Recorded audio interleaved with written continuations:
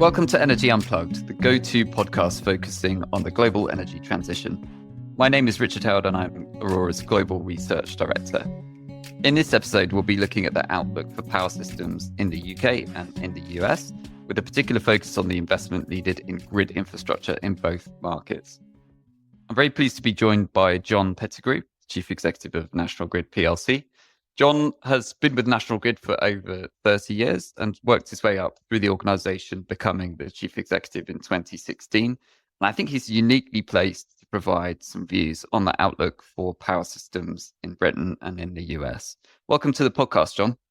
Hello, Richard. Thank you. Thank you for the invitation. I want to kick us off by talking about National Grid's overall sort of company strategy and focus we've seen a lot of important and major changes as a result of M&A activity and also regulation. Just to run through a few things I've seen you could add to. You've sold out of your gas transmission assets and your gas LNG infrastructure. You've sold out of your renewables assets and retail business in the US, at the same time acquiring power distribution business in the UK. So it's like a really big pivot away from gas and towards power, you could say. Could you say a bit more about your motivation and sort of why you're doing what you're doing in a sense?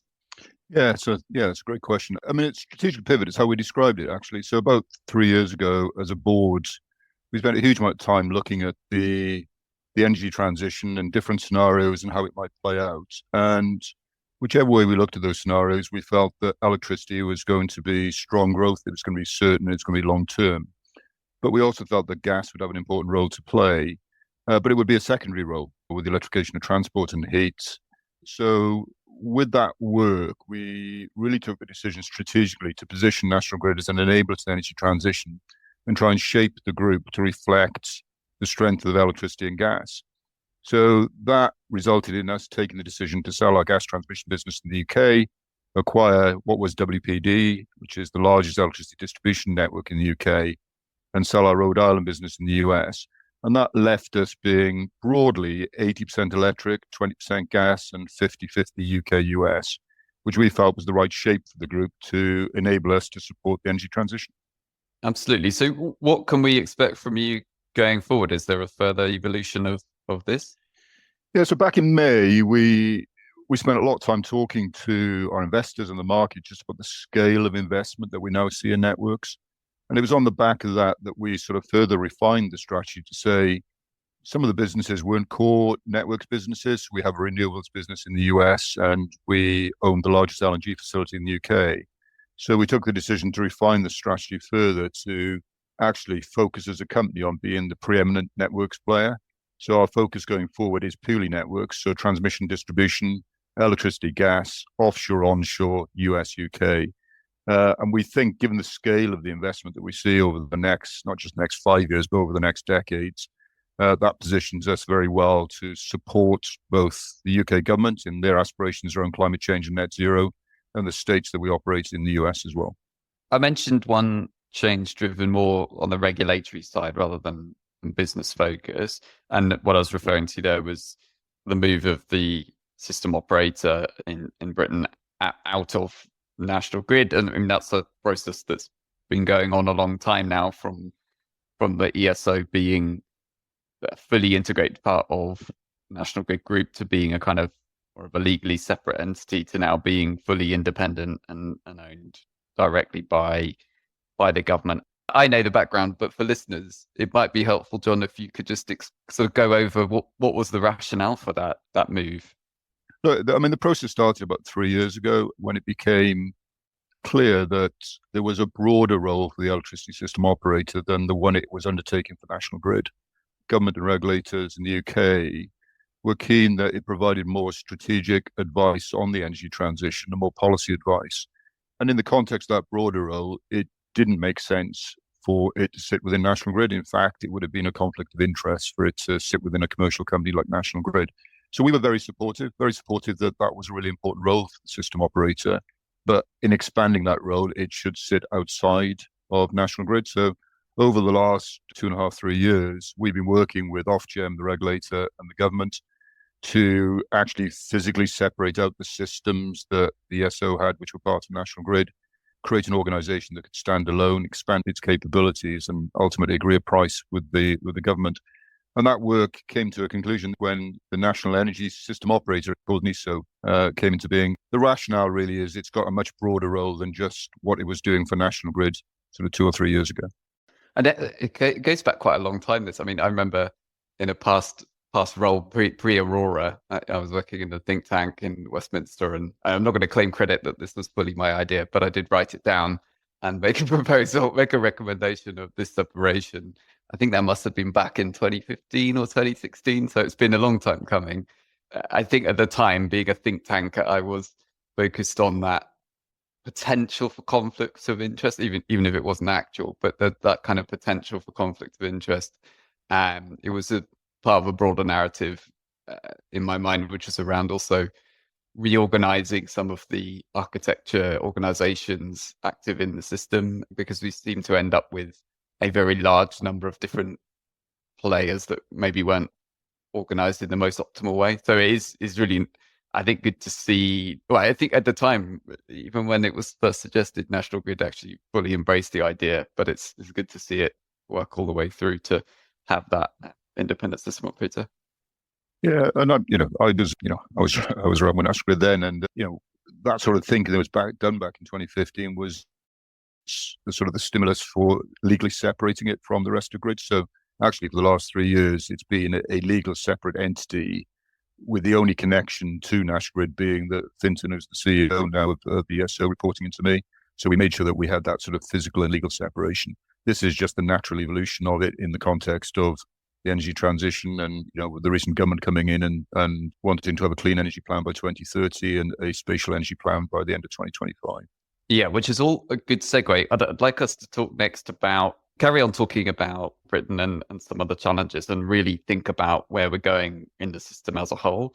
We have now a government with very ambitious targets for renewables and for clean power, as you've alluded to. Just to set out that in numbers, the targets from the Labour manifesto are to double the amount of onshore wind, triple the amount of solar power, quadruple the amount of offshore wind, all by in and around the end of the decade, 2030, all of which gets us to, in their minds, clean power in Britain.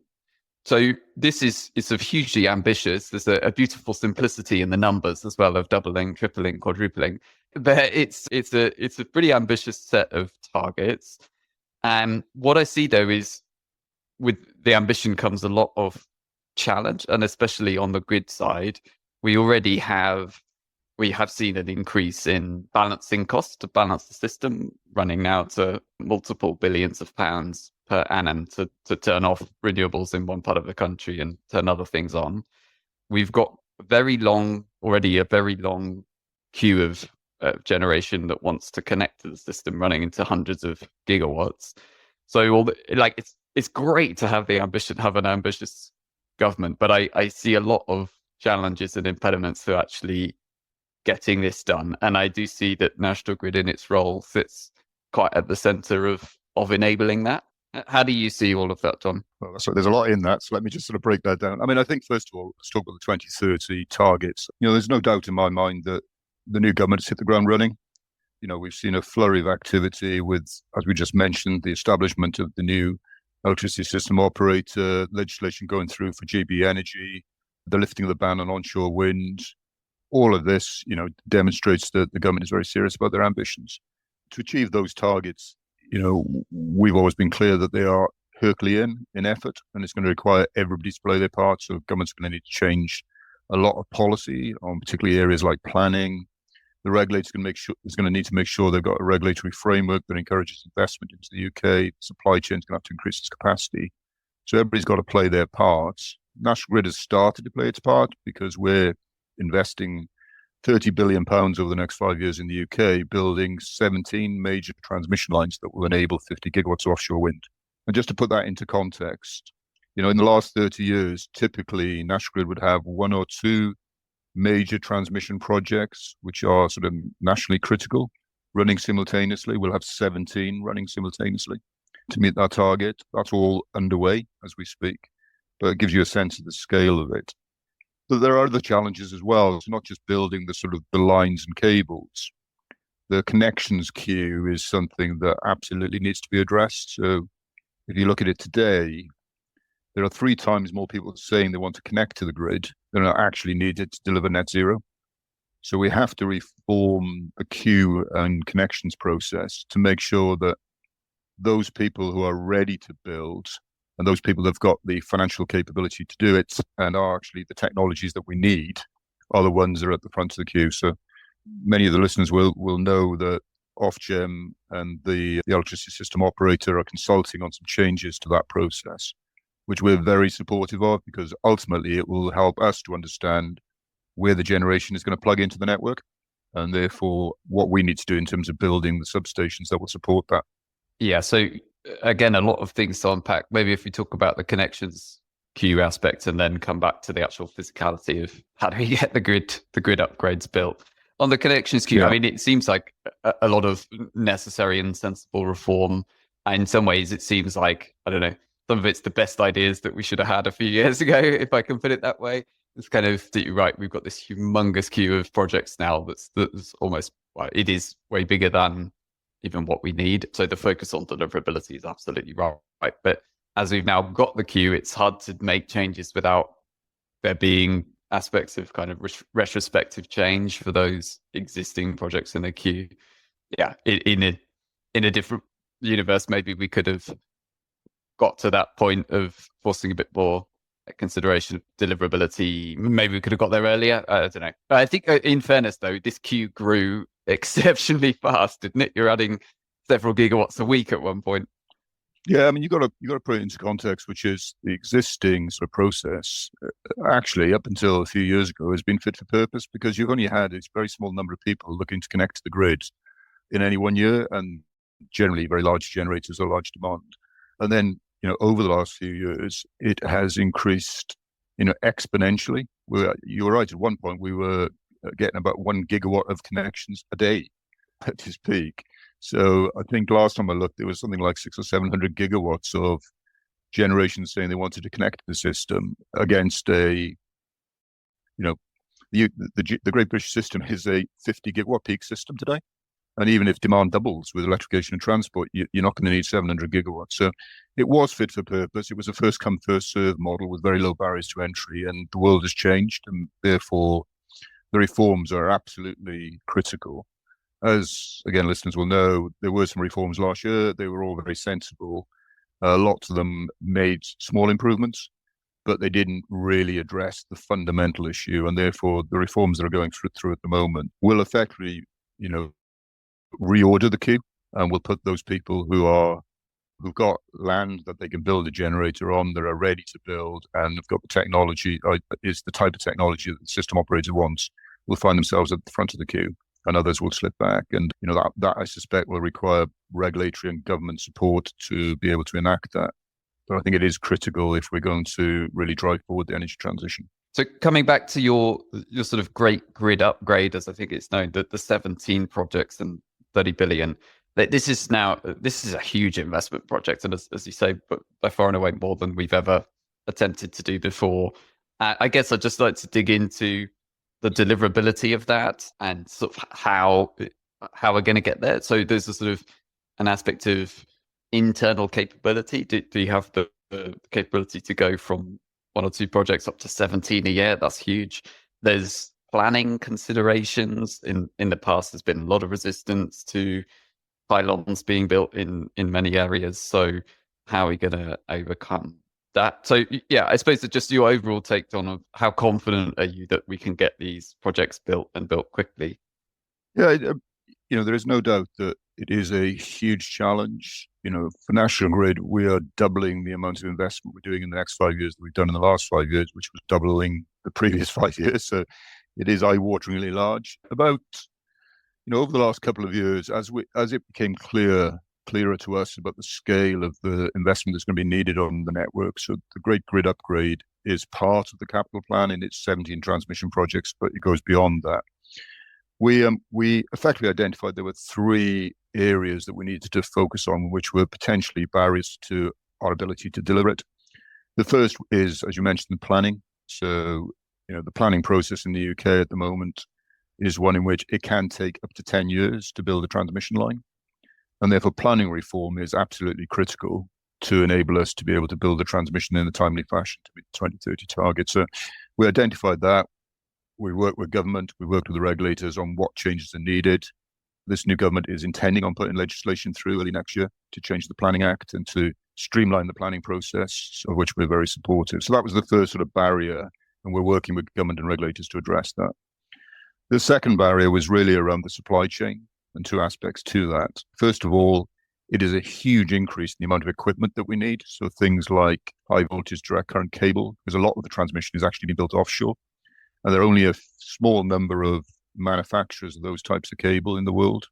So we've been entering into framework agreements. So we're currently putting in place a £59 billion HVDC cable contract with all the world's large manufacturers of cable to give them visibility of what we'll require to agree the terms and conditions and the engineering standards and those sorts of things to allow them to expand their capacity to be able to support our needs.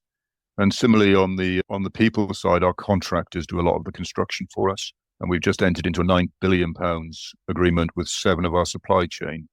Again, guaranteeing them work for the next decade so that they can invest in the capabilities that we'll need to build overhead lines, for example. And then finally, internally, we actually created a new business to deliver these 17 transmission projects within National Grid.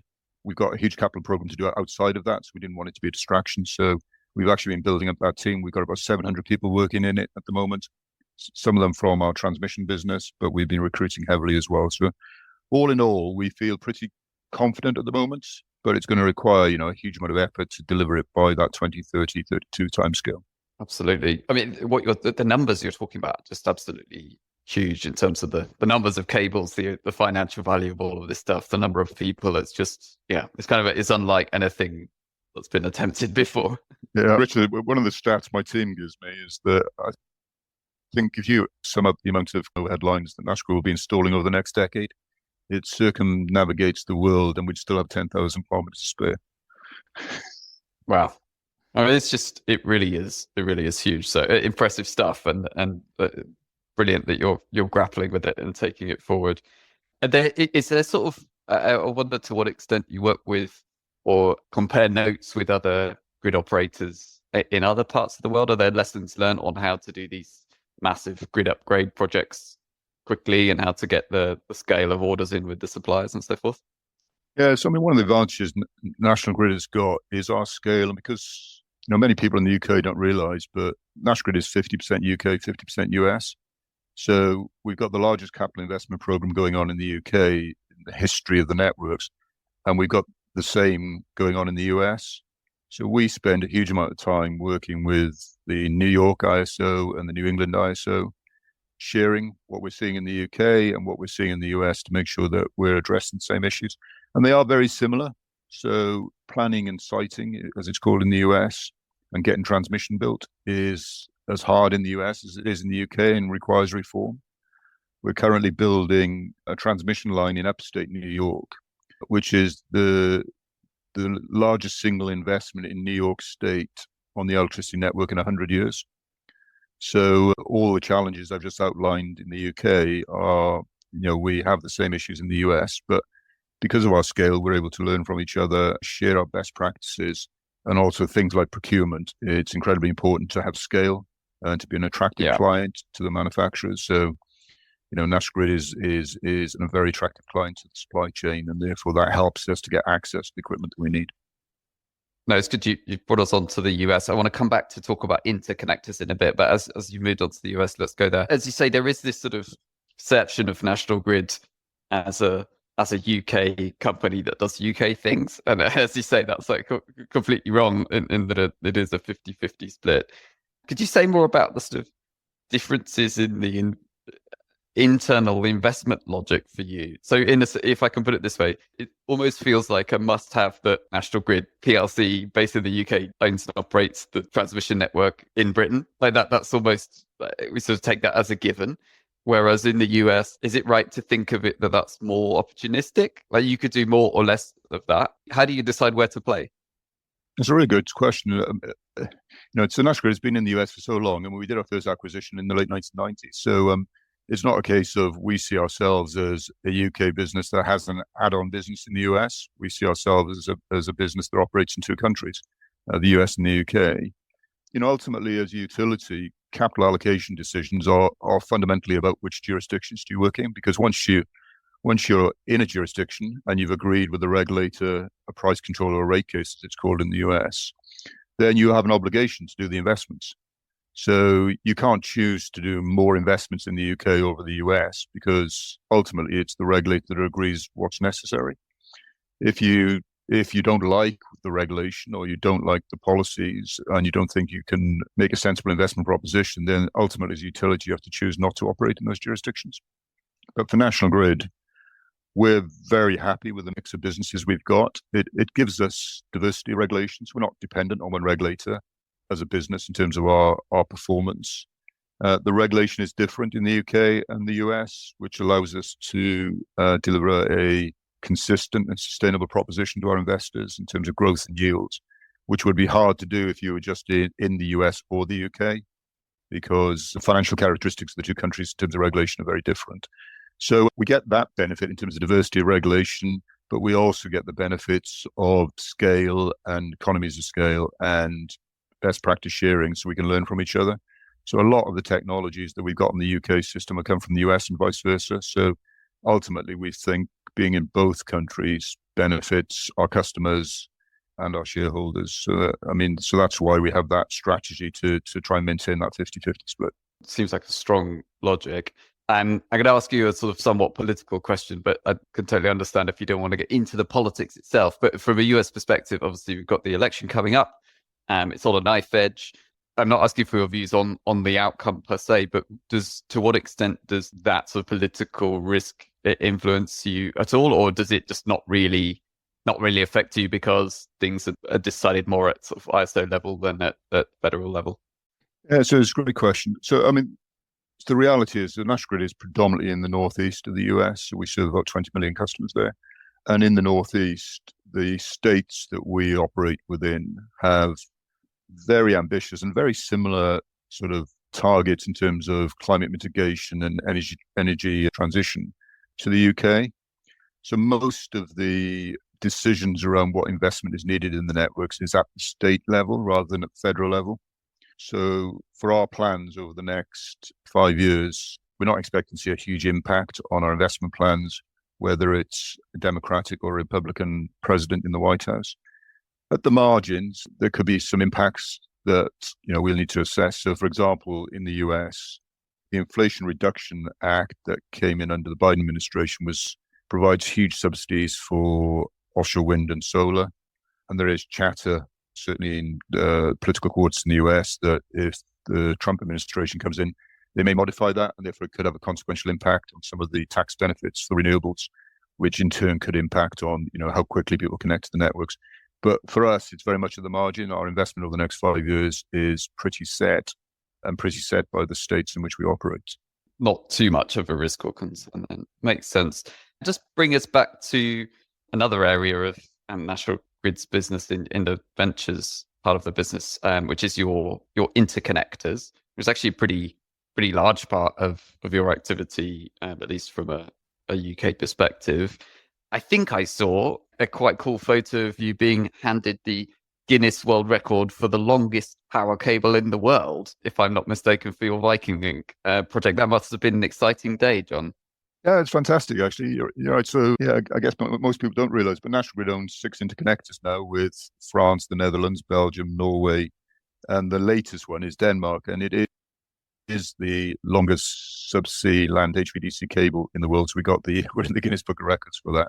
But National Grid, I think we're the largest owner in the world of subsea cables now. So, it is a significant and important part of our business, and directly links into our views on the energy transition. So increasingly, we think networks across Europe will need to be interconnected, particularly to take advantage of the offshore wind resource we got in the North Sea. So to date, we've been investing what we call point-to-point interconnectors, but we do see it as the start of what ultimately will become an offshore grid. So it's an important part of our business and one we're very proud of.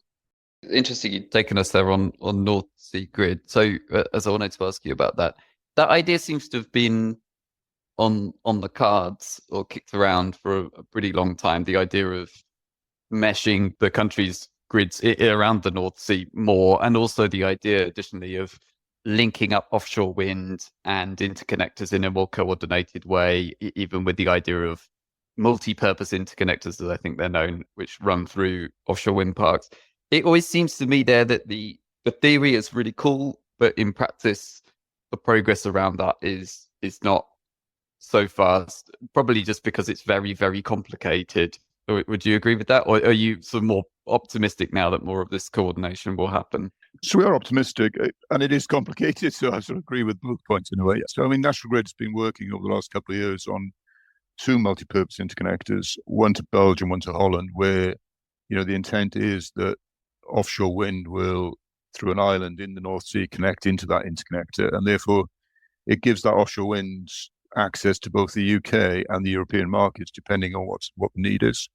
We've done a lot of the engineering. So engineering, we know we can deliver that. We're currently working with the UK regulator on what would be the regulatory framework that would support that.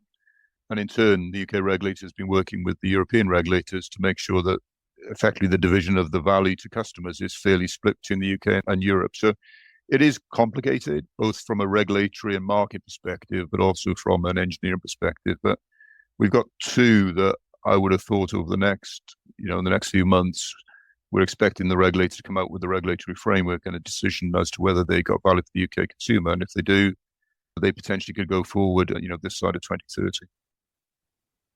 No, that's good to see, to hear more progress on that. And with these interconnectors, then you've already got the record for the longest subsea cable. But in my mind, I always wonder how far could we go with this, both mainly from a technical perspective. I mean, there's been discussion of having solar projects in North Africa linked into the UK or even into Germany. There's at times been discussion even of could we have an interconnector across the Atlantic and potentially link up the two grids that you operate in GB and Northeast USA. What is the physical limit, do you think, John, of these long cables? I honestly don't know what the limit is, but you're right. A lot of work has been done. And if you sort of separate out the sort of engineering feasibility from the sort of economic feasibility, there is no doubt from an engineering perspective, you could connect Morocco, which is the X-Links project, to southern England with a large interconnector. It wouldn't be an interconnector, I think, and I think X-Links would say it wouldn't be on the basis that the energy is likely to flow one way, which is Morocco to the UK rather than vice versa. But from an engineering perspective, I think people have got themselves comfortable that is something that's achievable. I don't know what the ultimate limit would be, but X-Links has proven that's well over 1,000 kilometers. So from our perspective, what's the potential capacity for interconnection between the UK and Europe? Today, there's well less than 10, so it's got a long way to go before you get to that sort of saturation point. Yeah, technical challenges, economic and regulatory challenges all combining there, I think, to make it pretty challenging. But it is, I have been amazed at how these projects just keep on getting bigger and bigger, longer and longer, shall we say. One final question, then we'll start to wrap up. Still linked to the cables. To what extent do you worry, or do parts of government worry, about the risk of these cables being sabotaged? I think with increased kind of military activity going on around the world, with the destruction of the Nord Stream 2 pipeline as a very real life example of this, like, could someone cut one of these cables if they wanted to? To what extent do we need to worry about that as a nation? Look, I mean, I think listeners wouldn't be surprised to know that companies like National Grid spend a huge amount of time with government understanding both physical security risks and cyber security risks, and that's no different whether it's an onshore overhead line, in the middle of the field, in the middle of nowhere, or whether it's a cable under the sea. You have to be able to operate and protect the network against those types of risk. So you also wouldn't be surprised to know, we have a lot of monitoring, so we know when people are close to those assets and therefore can take action if we need to. But the reality is, a cable under the sea can get hit by a stray anchor, to be honest. And we've had that happen with our French interconnector. Through no sort of deliberate intent, a captain of a ship drops an anchor and drags it along the the seabed and captures the cable, and ultimately that cable will go for a short period of time where we go and fix it. And we've got the capability to do that. So, from a security perspective, we're very conscious of how we operate the system and how we maintain it, how we build it, that we've got security built in. And we work closely with government and regulators on the sort of cyber and physical risks as well. So we're getting right towards the end. We often like to wrap up these podcasts with a section called Overrated or Underrated. So, John, I'm going to ask you about a few different things, and I just want your instinctive gut feel reaction. Do you think the concept or thing I'm asking is overrated or underrated? You can say why if you want to, but you don't have to. So, why don't we start with co-location? I mean, like battery and solar combined on one site. Is that overrated or underrated? Underrated. Underrated. Do you want to say why? You don't have to. Well, just the economics of connections, actually. Sorry, as someone who's worked on networks for 30 odd years, you can maximize the capacity of that site and therefore minimize the amount of incremental infrastructure. So bringing it together makes a lot of sense. We certainly see a lot of client interest in that. And actually, GB is one of the leaders in it. Yeah. Hydrogen. Overrated. Overrated. Interesting. I mean, overrated in terms of just the economics of it look really hard. When you look at things like, taking offshore wind, surplus generation through an electrolysis system to convert it into hydrogen, to burn it for electricity as a sort of backup fuel, the economics of it look quite tough. I think it has got a role to play for potentially heating to reduce the carbon impact of natural gas, but I think it's overrated. Yeah, interesting that it's certainly been a boom bust cycle of hype, and then now I think more realism setting in. We had our Aurora Hydrogen conference not too long ago, and it's definitely a lot of enthusiasm and interest, but I think more realism setting in. Most people seeing much less these days a role for hydrogen heating and with industry as the primary use case, but still the numbers, it's hard to make the numbers stack up, I think was one of the key punchlines. A final one then, locational pricing. It'd be remiss of me not to ask you about this. Overrated. Okay. So it has a role to play in my mind. Locational marginal pricing, is trying to do two things. It's giving signal to generation as to where to locate, and potentially in day-to-day operations of the market, you can give signals to reduce constraint costs. For the UK, we've already made the decision on where the location of generation is. We decided we're going to be an offshore wind country, so it's going to be North Sea. So it sort of halves the benefit of locational marginal pricing and zonal pricing for me. It may have a benefit in operations with an NISSO, but I would worry that it's so complicated, it will delay the energy transition and send mixed signals to investors at a time when we need to do a huge amount of investment to deliver the targets. So, overrated. Yeah, I'd agree with a lot of what you said personally. Although fine in theory on paper, the practicality of it, by the time I completely agree with what you said, that the location of the generators, we're pretty constrained on that in GB. So by the time you've done that, by the time you grandfathered a lot of arrangements for existing players, which you pretty much have to do to avoid there being a massive investment hiatus, then I think quite a bit of the benefit goes away, and there'll still be quite a bit of risk in there for operators. So I think in a GB context, I'm also less sure it will happen, and the government's been going backwards and forwards on it. And let's see with the final review of electricity market arrangements where this lands. Yeah, I'm looking forward to seeing what comes out of it, actually. I think we're due a response on the consultation soon. I think we are very soon. So let's see where that one goes. Yeah, it will be very interesting. Anyway, John, it's been fascinating to talk to you. Congratulations on the Guinness World Record. And it does seem like you're doing some huge and hugely important projects there in National Grid. So thanks very much for your time and for coming on the podcast. Thanks, Richard.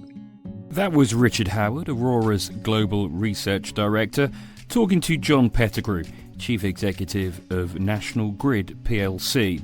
Thanks for listening to Energy Unplugged. Do keep an eye on our podcast feed for more in-depth conversations with senior members of the energy industry. The best way to do this is to follow or subscribe to the podcast via whatever platform you use.